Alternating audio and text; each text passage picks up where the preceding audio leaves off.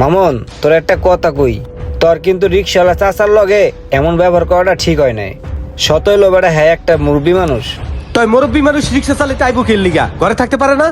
বেটা কি সাদে রিক্সা চালাইতে আইছে?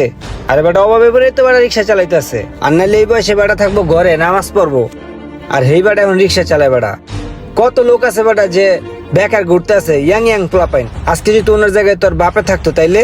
আমার বাপে রিক্সা চালাইতে আইবো কাবড়া, আমার কি টাকা পয়সা কম আছে বেড়া?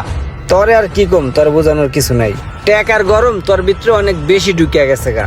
তোর যা ইচ্ছা তুই তাই কর, তোর আর কিছু কম না।